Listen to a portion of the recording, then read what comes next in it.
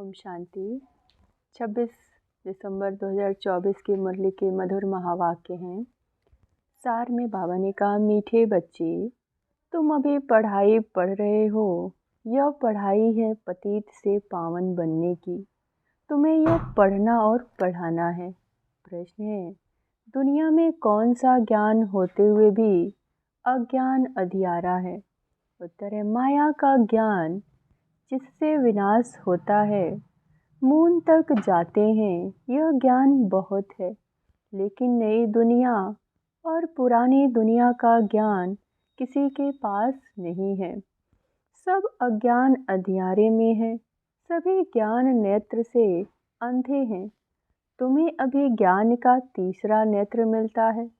तुम नॉलेजफुल बच्चे जानते हो, उन्हों की ब्रेन में विनाश के ख्यालात हैं। तुम्हारी बुद्धि में स्थापना के ख्यालात हैं। ओम शांति। पाप इस शरीर द्वारा समझाते हैं, इनको जीव कहा जाता है। इसमें आत्मा भी है और मैं भी इसमें आकर बैठता हूँ। यह तो पहले पहले पक्का होना चाहिए कि इनके दादा कहा जाता है। यह निश्चय बच्चों को बहुत पक्का होना चाहिए। इस निश्चय में ही रमण करना है। बरोबर बाबा ने जिसमें पदरामणि की है, वो बाप खुद कहते हैं, मैं इनके बहुत जन्मों के अंत में आता हूँ। बच्चों को समझाया गया है। यह है सर्वशास्त्रोमणि गीता का ज्ञान। श्रीमत अर्थात श्रेष्ठ मत। श्रेष्ठ से श्रेष्ठ मत है एक भगवान की, जिसके ही श्रेष्ठ मत से तुम देवता बनते हो। बाप खुद कहते हैं, मैं आता ही तब हूँ जब तुम भ्रष्ट मत पर पतित बन जाते हो। मनुष्य से देवता बनने का अर्थ भी समझाया है। विकारी मनुष्य से निर्विकारी देवता बनाने बाप आते हैं। सतयुग में मनुष्य ही रहते हैं, परंतु दैवीय गुण वाले। अभी कलयुग में हैं सभी आसुरी गुण वाले। है सारी मनुष्य सृष्टि, परंतु यह है ईश्वरीय बुद्धि और वह है आसुरी बुद्धि। यह है ज्ञान, वो है भक्ति। ज्ञान और भक्ति अलग अलग है। भक्ति के पुस्तक ढेर के ढेर हैं, ज्ञान का पुस्तक एक है। एक ज्ञान की पुस्तक होनी चाहिए। जो भी धर्म स्थापन करते हैं, उनका पुस्तक भी एक ही होता है, जिसको रिलीजियस बुक कहा जाता है। पहली रिलीजियस बुक है गीता। पहला आदि सनातन देवी देवता धर्म है, न कि हिंदू धर्म। मनुष्य समझते हैं गीता से हिंदू धर्म स्थापना हुआ। गीता का ज्ञान श्री कृष्ण ने दिया। कब दिया? परंपरा से। कोई शास्त्र में शिव भगवान वास तो है नहीं। तुम अभी समझते हो इस गीता ज्ञान द्वारा ही मनुष्य से देवता बनते हैं, जो बाप अभी हमें दे रहे हैं। इसको ही भारत का प्राचीन राजयोग कहा जाता है, जिस गीता में ही काम महाशत्रु लिखा हुआ है। इस शत्रु ने ही तुम्हें हार खिलाई है। बाप इस पर ही जीत पहनाकर जगत जीत विश्व का मालिक बनाते हैं। बेहद का बाप बैठ इन द्वारा तुमको पढ़ाते हैं। वो है सभी आत्माओं का बाप। यह है फिर सभी मनुष्य आत्माओं का बेहद का बाप। नामी है प्रजापिता ब्रह्मा। तुम किसी से पूछ सकते हो कि ब्रह्मा के बाप का नाम क्या है, तो मूझ पड़ेंगे। ब्रह्मा विष्णु शंकर, इन तीनों का बाप कोई होगा न। ब्रह्मा विष्णु शंकर सूक्ष्म वतन में देवताएं हैं। उनके ऊपर है शिव। बच्चे जानते हैं, शिव बाबा के जो बच्चे आत्माएं हैं, उन्होंने शरीर धारण किया है। वह तो सदैव निराकार परम पिता परमात्मा है। आत्मा ही शरीर द्वारा कहती है परम पिता। कितना सहज बात है। इनको कहा जाता है अल्फ और बे की पढ़ाई। कौन पढ़ाते हैं? गीता का ज्ञान किसने सुनाया? श्री कृष्ण को तो भगवान कहा नहीं जाता, वह तो देहधारी है, ताजधारी है। शिव तो निराकार है, उन पर कोई ताज आदि है नहीं। वही ज्ञान का सागर, बाप ही बीज रूप चैतन्य है। तुम भी चैतन्य हो, सभी झाड़ों के आदि मध्य अंत को तुम जानते हो। भल तुम माली नहीं हो, परंतु समझ सकते हो कि बीज कैसे डालते हैं, उनसे झाड़ कैसे निकलता है। वो है जड़ और यह है चैतन्य। आत्मा को चैतन्य कहा जाता है। तुम्हारी आत्मा में ही ज्ञान है और किसी आत्मा में ज्ञान हो नहीं सकता। तो बाप चैतन्य मनुष्य सृष्टि का बीज रूप है। यह है चैतन्य क्रिएशन है। वह है सभी जड़ बीज। ऐसे नहीं कि जड़ बीज में कोई ज्ञान है, यह तो चैतन्य बीज रूप है। उसमें सारे सृष्टि की नॉलेज है। झाड़ की उत्पत्ति, पालना, विनाश का सारा ज्ञान उसमें है। फिर नया झाड़ कैसे खड़ा होता है वह गुप्त है। तुमको ज्ञान भी गुप्त मिलता है, बाप भी गुप्त आते हैं। तुम जानते हो यह कलम लग रहा है। अभी तो सभी पतित बन गए हैं। अच्छा, बीज से पहला पहला पत्ता निकला, वो कौन था? सत्युग का पहला पत्ता तो श्री कृष्ण को कहेंगे, लक्ष्मी नारायण को नहीं कहेंगे। नया पत्ता छोटा होता है, पीछे बड़ा होता है। तो इस बीज की कितनी महिमा है। यह तो चैतन्य है न। भल दूसरे भी निकलते हैं, धीरे धीरे उन्हों की महिमा कम होती जाती है। अभी तुम देवता बनते हो, तो मूल बात है हमको दैवीय गुण धारण करने हैं। इन जैसा बनना है। चित्र भी है, यह चित्र न होते तो बुद्धि में ज्ञान कैसे आता। यह चित्र बहुत काम में आते हैं। भक्ति मार्ग में इन चित्रों की पूजा होती है और ज्ञान मार्ग में तुमको इन्हों से ज्ञान मिलता है कि इन जैसा बनना है। भक्ति मार्ग में ऐसा नहीं समझेंगे कि हमको ऐसा बनना है। भक्ति मार्ग में मंदिर आदि कितने बनवाते हैं। सबसे जास्ती मंदिर किसके होंगे? जरूर शिव बाबा के होंगे। फिर उनके बाद क्रिएशन के होंगे। पहले क्रिएशन यह लक्ष्मी नारायण है, तो शिव बाबा के बाद इनकी पूजा जास्ती होगी। माताएं जो ज्ञान देती हैं उनकी पूजा नहीं है, वह तो पढ़ती हैं। तुम्हारी पूजा अभी नहीं होती क्योंकि तुम अभी पढ़ रहे हो। जब तुम पढ़कर अनपढ़ बनेंगे फिर पूजा होगी। अभी तुम देवी देवता बनते हो। सतयुग में बाप थोड़े ही पढ़ाने जाएंगे, वह तो ऐसी पढ़ाई थोड़ी ही होगी। यह है पतितों को पढ़ाई, पतितों को पावन बनने की। तुम जानते हो हमको जो ऐसा बनाते हैं उनकी पूजा होगी। फिर हमारी भी पूजा नंबरवार होगी। फिर गिरते गिरते 5 तत्वों की पूजा भी करने लग पड़ते हैं।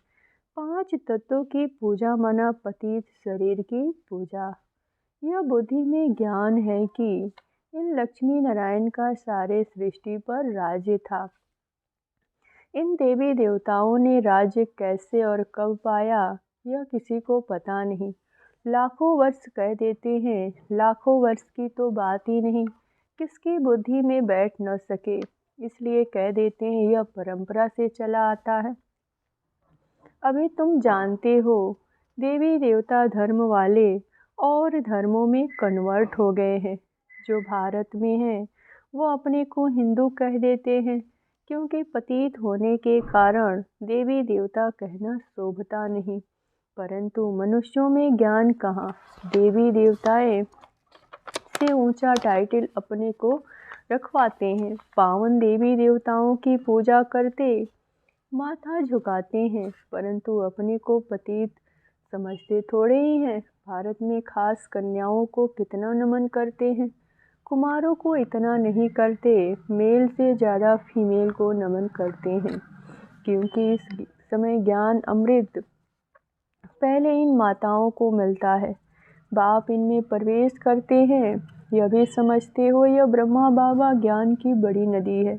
ज्ञान नदी भी है, फिर पुरुष भी है।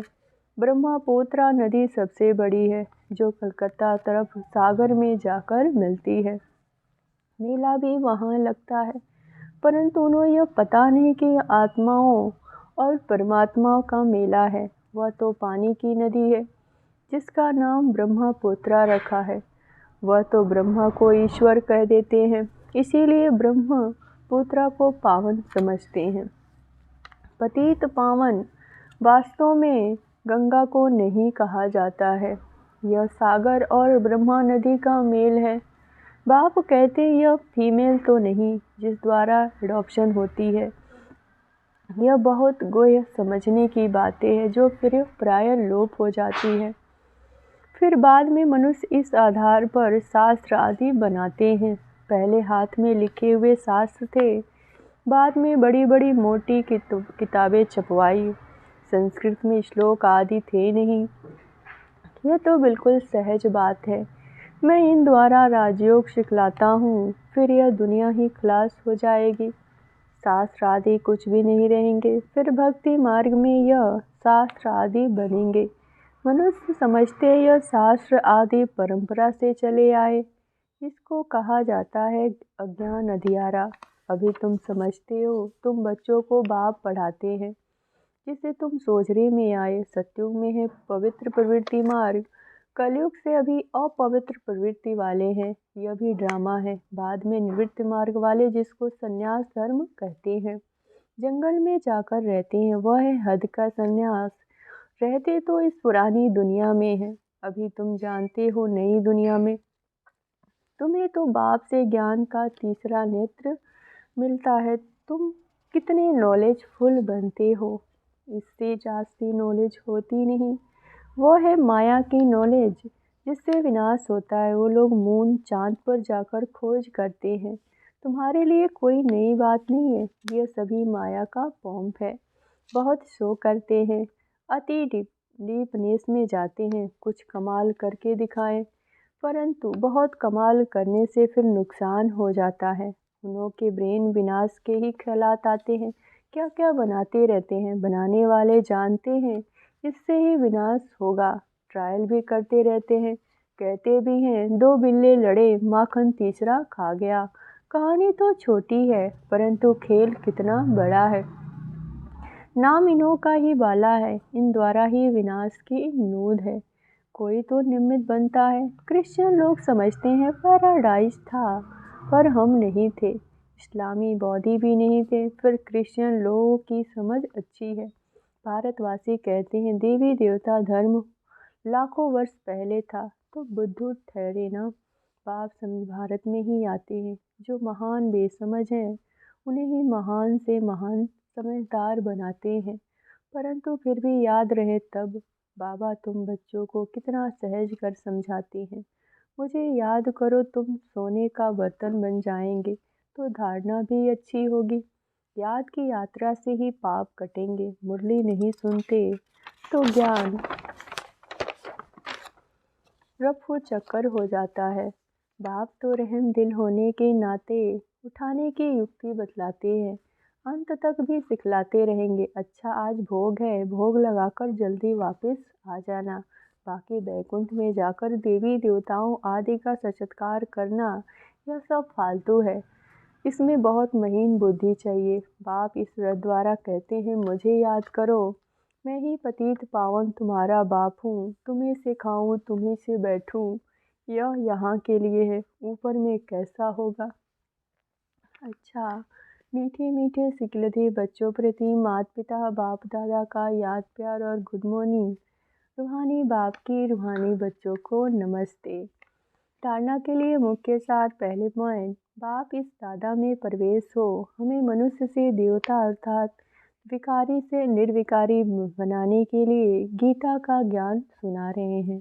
इसी निश्चय में रमण करना है। श्रीमत पर चलकर श्रेष्ठ गुणवान बनना है। दूसरी पॉइंट, याद की यात्रा से बुद्धि को सोने का बर्तन बनाना है। ज्ञान बुद्धि में सदा रहे, उसके लिए मुरली जरूर पढ़नी और सुननी है। वरदान, अपने पोजीशन की स्मृति द्वारा माया पर विजय प्राप्त करने वाले निरंतर योगी भव। जैसे स्थूल पोजीशन वाले अपने पोजीशन को कभी भूलते नहीं, ऐसे आपका पोजीशन है मास्टर सर्वशक्तिमान।